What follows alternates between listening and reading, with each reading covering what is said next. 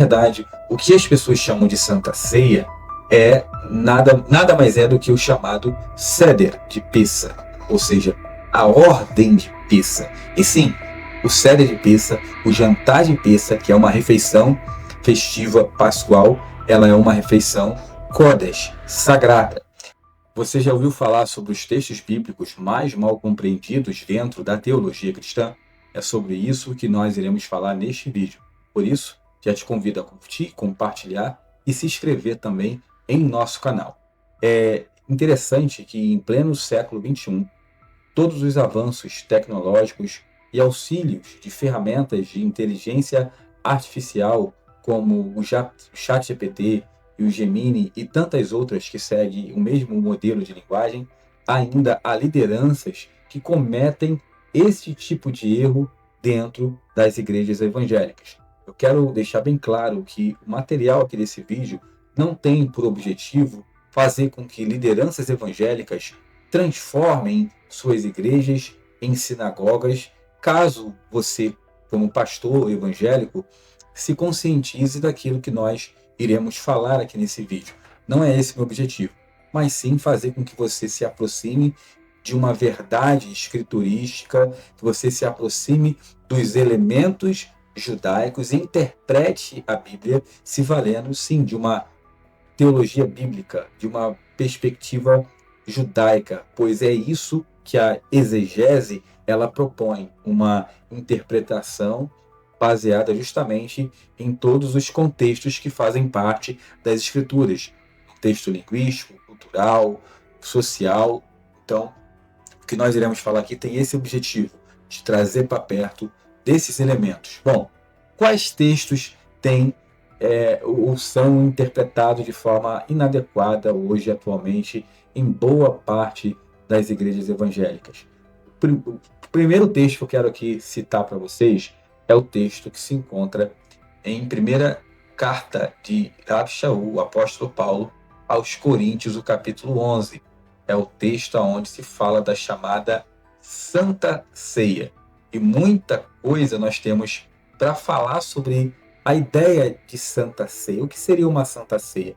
Se eu interpretar a frase em si, Santa Ceia, é uma refeição que é santa, uma refeição que é sagrada, uma refeição que tem uma natureza sacro, santa. Agora, o conceito de Santa Ceia, ele não existe biblicamente falando, a expressão Santa Ceia não faz parte do texto bíblico. Pode fazer parte de algumas epígrafes, né? Algumas bíblias que têm lá os títulos, as epígrafes e adicionam esses títulos. Mas, na verdade, o que as pessoas chamam de Santa Ceia é nada mais é do que o chamado Seder de Pessa, ou seja, a ordem de Pessa. E sim, o Seder de Pessa, o jantar de Pessa, que é uma refeição festiva pascual, ela é uma refeição Kodesh, sagrada. E o texto de 1 Coríntios, o capítulo 11, por que esse texto é muito mal interpretado dentro da teologia cristã?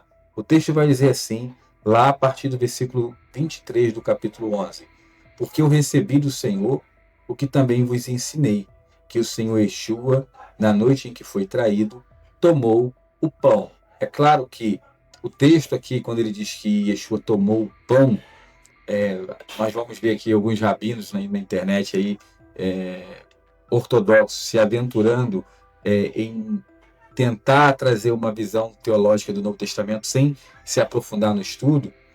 Eles vão dizer que Yeshua pecou porque Yeshua tomou o pão, comeu o pão, e no Pessa se come matzá. O texto aqui, onde Shaul está dizendo que ele tomou o pão, citando lá o texto de Mateus capítulo 26. Só que lá em Mateus 26, 17, vai dizer que Yeshua usou o ázimos. O ázimos. Né? E o ázimo é justamente o matzá. Então vamos lá. Até porque existe 3 expressões para pão dentro da língua hebraica. Lehem, que pode ser uma expressão utilizada para pão no sentido geral, generalizada. Existe o matzá, que é justamente o pão sem fermento, o pão sem levedo. E existe o halá, que é um pão de Shabat, um pão usado praticamente em todas as congregações judaicas para o dia de Shabat. E o texto está dizendo que Yeshua tomou o pão. Boa parte, onde que se encontra o erro aqui?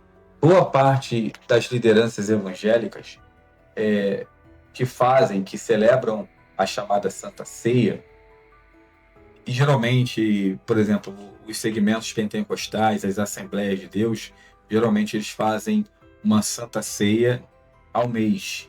E geralmente é um domingo, é o primeiro domingo, o segundo, o terceiro ou quarto, isso varia muito de igreja para igreja. Mas geralmente lá põe lá o último domingo do mês para fazer a chamada Santa Ceia, onde se tem um pedaço de pão, um cálicezinho pequenininho de vinho ou suco de uva. Muitas igrejas não usam o vinho em si, usam o suco de uva. E o pão, muitas das vezes, é um pão comum, um pão fermentado, às vezes até um pão comprado em padaria. Muitas igrejas têm usado agora um pedacinho de algo como se fosse um biscoito. Um pedacinho bem. Ele é quadradinho, durinho, parece até um creme crack, mas não, é um biscoitinho pequenininho. Não sei aonde que eles arrumam esses elementos. Isso para substituir o pão. Só que são elementos fermentados. E o interessante é justamente isso. A liderança, ela lê um texto que está falando de peça, tá? A pessoa lê um texto que está falando de peça, mas na hora de celebrar, de observar, você tem uma observância totalmente anacrônica àquilo que o texto está narrando. Porque Yeshua, aqui, o apóstolo Paulo, Rabi Shaul, em 1 Coríntios capítulo 11, ele está fazendo referência justamente ao que está lá em Mateus, o Evangelho de Mateus, o capítulo 26, a partir do verso 17, onde o texto vai dizer assim: no primeiro dia da festa dos pães ázimos, ou seja, ele está falando aqui justamente do período aqui de Pessa. Yeshua, ele vai morrer justamente durante o período de Pessa. Nós podemos até gravar um vídeo falando exatamente do dia que Yeshua morreu.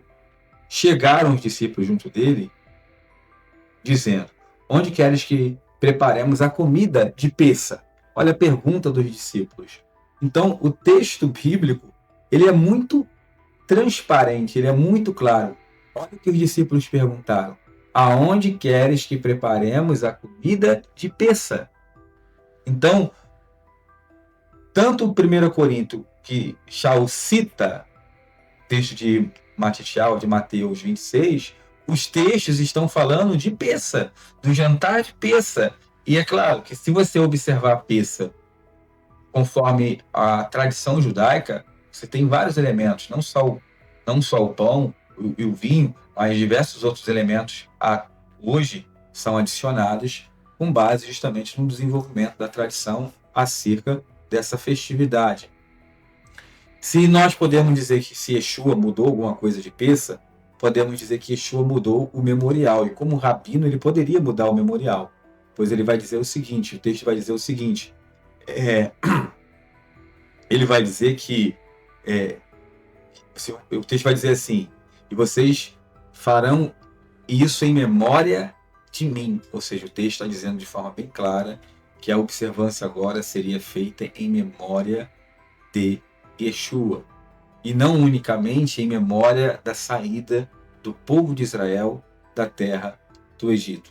Então, a curiosidade é interessante o fato de termos tantas ferramentas de estudos hoje, de pesquisa. Se você entrar num chat GPT e você perguntar, com base no texto bíblico, o que significa ou que celebração é essa apontada pelo apóstolo Paulo em 1 Coríntios 11 e também em Mateus capítulo 26. O que os discípulos estavam observando? Dificilmente você não vai encontrar uma inteligência artificial que vai te dar um estudo completo falando sobre o que eles estavam observando e até mesmo como observar. Então hoje, praticamente, não se existe mais motivos para continuar errando acerca das escrituras, acerca de suas observâncias, acerca de suas celebrações. Eu acredito toda liderança que realmente é intencionada e tem por objetivo fazer ou deixar o eterno governar a sua vida, a sua comunidade, por meio da sua liderança, ele procurará entender e compreender as escrituras da forma correta, para que dessa forma ele possa guiar também os seus liderados, aquelas pessoas que estão sob a sua responsabilidade, a um melhor relacionamento com o Criador. Então, gostou desse material? Entendeu a abordagem? Resta ainda alguma dúvida? Deixe aí nos comentários o que você acha disso. Você participa e pertence a alguma igreja evangélica que celebra o Pêssego de forma adequada, que não mais usa o pão fermentado, o pão tradicional, mas que de repente produz o seu próprio pão e um pão sem fermento? Conhece alguma liderança que já faça isso? Coloque aí então nos comentários. Quero desejar a vocês um forte abraço, um shalom a todos e até o próximo material. Shalom, shalom.